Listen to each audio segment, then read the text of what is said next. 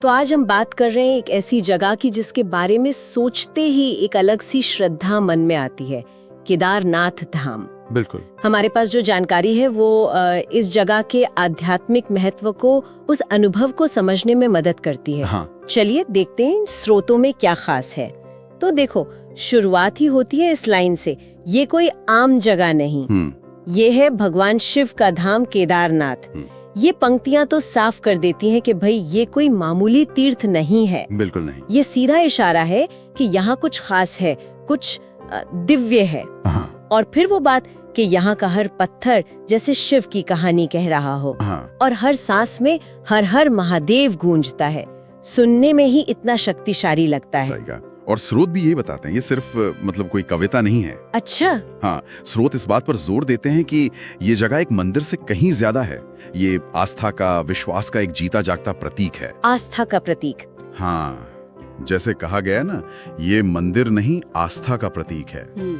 मतलब यहाँ की जो वाइब्स हैं, जो ऊर्जा है, वो लोगों के विश्वास से ऐसी जुड़ी है कि वो बिल्डिंग से ज्यादा मायने रखती है। हाँ। वो जो आपने कहा, हर पत्थर में कहानी, हर सांस में महादेव, ये उसी गहरे जुड़ाव को दिखाता है।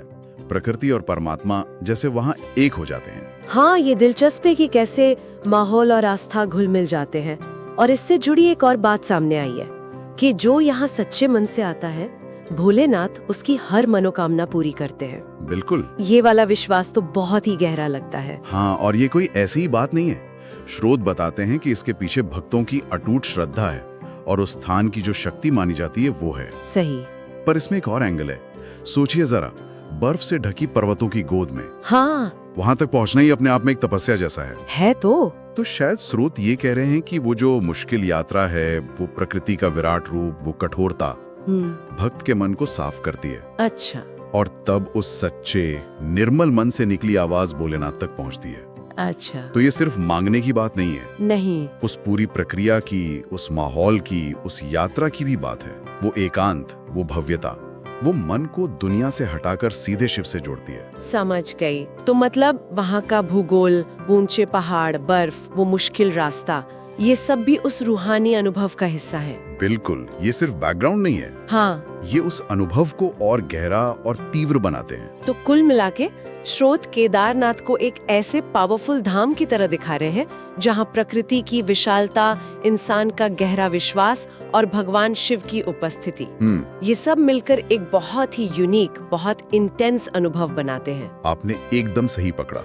ये तीनों चीजें, नेचर, फेथ और शिव तत्व, ये वहाँ ऐसे गुथी हुई हैं कि आप उन्हें अलग कर ही नहीं सकते। सही। स्रोत इसी मिले जुले शक्तिशाली एहसास को बार बार हाईलाइट करते हैं।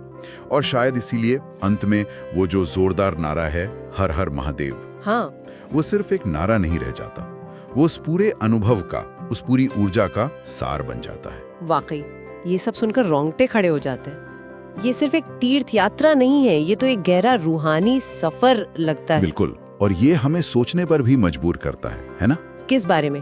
कि क्या किसी जगह की शक्ति सिर्फ उसके इतिहास या धर्म से आती है, या फिर उस जगह का भूगोल, उसका माहौल और वहां उमड़ने वाली जो कलेक्टिव आस्था है, वो सब मिलकर उस शक्ति को बनाते हैं और शायद बढ़ाते भी हैं। हाँ, ये तो सोचने वाली बात है। केदारनाथ का उदाहरण, जैसा स्रोतों में बताया गया है, वो इसी मुश्किल और गहरे सवाल की तरफ इशारा करता है। ये विचार करने लायक है कि आस्था और प्रकृति का ये संगम आखिर कैसे इतना गहरा आध्यात्मिक असर पैदा